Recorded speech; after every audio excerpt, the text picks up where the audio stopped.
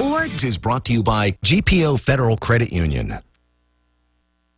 Now, your eyewitness weather forecast. And hello, Central New York, and happy St. Patrick's Day to you once again as we take a live look at downtown Utica right now.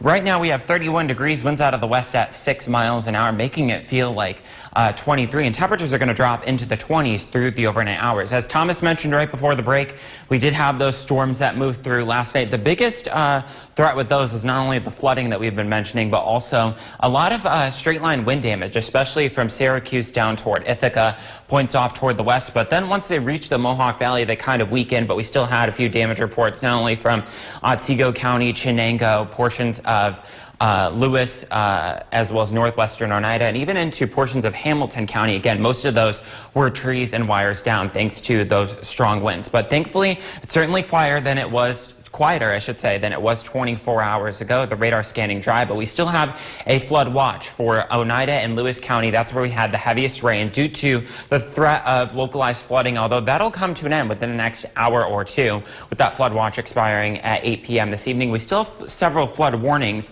and those continue. Some of them will come to an end this evening, and others will come to an end through tomorrow. But as we take, let's break that down for you. So we have this aerial flood warning in effect for the Fish Creek going into Oneida Lake in Oneida County. That expires at 7 p.m. this evening. And then you go up toward the north, we have this flood warning for the Black River at Lowville, as well as portions of Jefferson County as well. And that goes from Wednesday evening all the way through Thursday morning, because that's when the river is expected to crest. And then the Beaver River in northeastern Lewis County has already crested, but a flood warning continues there until 6:30 a.m. tomorrow morning. So that's the good news, is that the flood situation is improving out there. We'll see clear and chilly conditions if you're heading out for St. Patrick's Day to Barrack Street or any of the various restaurants or pubs. Temperatures dropping into the lower and middle 30s out there, but again, feeling like the 20s with that wind. And as far as temperatures are concerned, during the day tomorrow, we'll have plenty of sunshine. Temperatures making their way into the middle and upper 50s, if not the low 60s, after starting the day into the lower 30s out there. And skies will clear as well. We'll see a lot of clouds during the first part of the overnight, but after we go through midnight, we'll see a lot of clear conditions out there. And again, that will translate into wall-to-wall sunshine with only a slight breeze out there during the day tomorrow.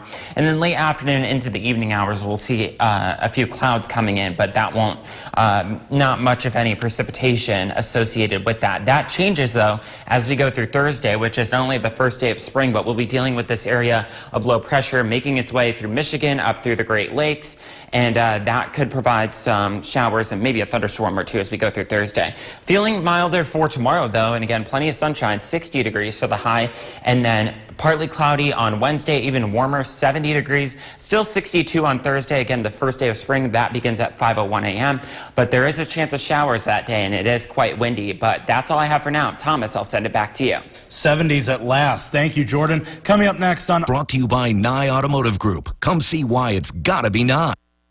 Now, your eyewitness weather forecast. And hello, Central New York. Happy St. Patrick's Day to you as well. And as we go through the rest of the evening, we'll be seeing dropping temperatures. Right now it's 29 degrees in downtown Utica, winds out of the west at 14. That's making it feel like 19. We'll drop a few more degrees as we go through the overnight hours. And as far as that severe weather that we had yesterday, Thomas was mentioning some of the damage that we had a little bit earlier, mainly in Otsego County. But we had damage in portions, mainly straight line wind damage in portions of Hamilton County, portions of Lewis, Chenango, as well as Oneida County. But the majority of the damage occurred basically on a line from Syracuse to Ithaca, Tompkins County, points to the west. The reason why we didn't see much damage here in Central New York was because those storms kind of weakened as they headed off toward the east, let's say to the east of Interstate 81. But the good news is that we're turning the page from that, and we have a milder stretch heading our way over the next 2 or 3 days or so, with temperatures both tomorrow and on Thursday in the 60s. The difference being tomorrow there will be a lot of sunshine, whereas Thursday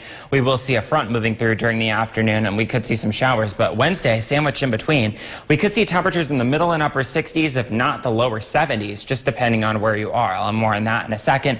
But as far as temperatures are concerned right now, as I mentioned, 29 here in Utica. We have a lot of 30s out there, including Johnstown, Fonda, as well as Oneonta over toward Westmoreland. And then as you head up toward the north, we have temperatures in the middle and upper 20s. And Little Falls is at 31 at this time. And there's yesterday's storm system, again, long gone right now, but is still exiting the New England coast. We have a lot of rain associated with it, a little bit of snow up toward the northern portions of Maine, and a lot of wind offshore as well. But again, that's long gone, but we are still dealing with the flooding. We still have a few more flood warnings, mainly for portions of Lewis County, one of them being from Jefferson County into Lewis County for the Black River, both at Watertown and at Lowville. That goes into effect Wednesday evening and it expires on Thursday morning. That's because that's when the river is expected to crest. It just takes a little bit longer there. And in portions of northeastern Lewis County, it's a flood warning till 6:30 a.m. tomorrow morning for the Beaver River there. It's going to be clear and chilly as we head through the next couple of hours. If you're still heading out for any late night St. Patrick's Day plans, with temperatures again in the upper 20s to right around 30 degrees. And as far as our futurecast goes, you can see those clearing skies that will be with us through the overnight hours. And then when you wake up tomorrow morning, wall-to-wall sunshine out there. That'll be with us throughout most, if not the entire day, except for in the afternoon into the evening hours when we'll see an increase in clouds. But you'll definitely want the sunglasses. Maybe take your lunch outside tomorrow, and we'll be dealing with those clouds through early Wednesday. But again, Wednesday still looks like the pick of the week before we deal with this next storm system heading up from Michigan through the Great Lakes as we head through Thursday, which again is the first day of spring. We'll be dealing with some showers that day. Clouds decreasing, less wind overnight tonight, 26 for the low, winds out of the northwest at 5 to 10. Tomorrow, right around the upper 50s to lower 60s out there, sunny and pleasant, feeling warmer than average by about 10 to 15 degrees. And Wednesday's even warmer, 70 degrees as I mentioned. Thursday, it is a little bit windy and a little bit cooler, 62 for the afternoon high with afternoon showers, and then there could be a chance of a snow shower on Friday, but that's all I have time for now. So Thomas, I'll send it back to you. Thank you, Jordan. It's time for... Now, your eyewitness weather forecast. And a happy St. Patrick's Day to you once again. I'm meteorologist Jordan Reed, tracking clearing skies and chilly temperatures as we head through the overnight hours. Right now, downtown Utica still lit up in green in most parts, and it's 30 degrees right now there. Winds out of the west at 7, making it feel like 21. And we did have quite a few storm reports, mainly thunderstorm wind damage as the storms moved through within the last 24 to 36 hours. A few across our area, including Chenango and Otsego counties, as Thomas mentioned, portions of Hamilton County, Oneida, as well as Lewis, but by far the greatest damage was from Syracuse down toward Ithaca. Tompkins County, I should say, points to the west. But those storms did weaken as they head toward the east, so they definitely didn't produce as much damage as they could have here. But we are certainly turning the page from that with temperatures both tomorrow and on the first day of spring on Thursday in the lower and middle 60s, but sandwiched in between. Wednesday, there will be a few clouds, but certainly it'll be the pick of the week with temperatures approaching, if not exceeding, 70 degrees. So if you can't get out tomorrow, you'll definitely want to get outside on Wednesday if you can. Temperatures right now, in the meantime, far from the 70s.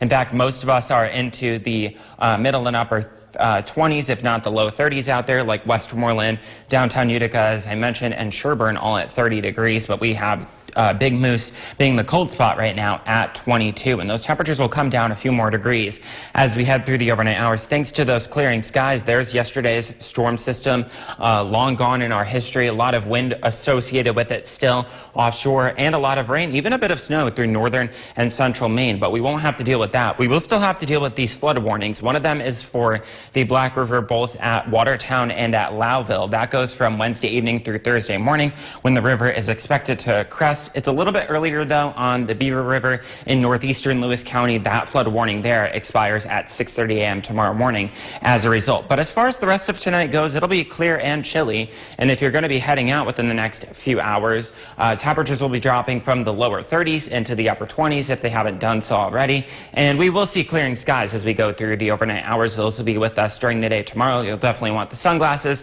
Take lunch outside if you are able to. And we'll just see an increase in clouds late in the day, and especially as we head through Wednesday as well. And then Wednesday is also a quieter day, as I mentioned, but Thursday we'll be dealing with this next storm system aptly timed for the first day of spring, which starts at 5:01 a.m. 26 overnight tonight with clearing skies and less wind out there, and we will see sunny and pleasant conditions, feeling a lot warmer tomorrow with temperatures around 60 degrees. And Again, Wednesday is partly cloudy with 70 for the high. Thursday, it turns windy, and there could be some showers, especially in the afternoon into the evening hours, with a high temperature of 62 degrees. And then Friday is a lot chillier with the chance of a snow shower out there. And because it is St. Patrick's Day, I figured I'd show you a little bit of TV magic. And this hat is green, so that's why meteorologists like myself can't wear green on St. Patrick's Day, because of the fact that we would blend into the wall. But Thomas, that's all I have for now, so I'll send it back to you. Well, I can't give you too much of a hard time for not being able to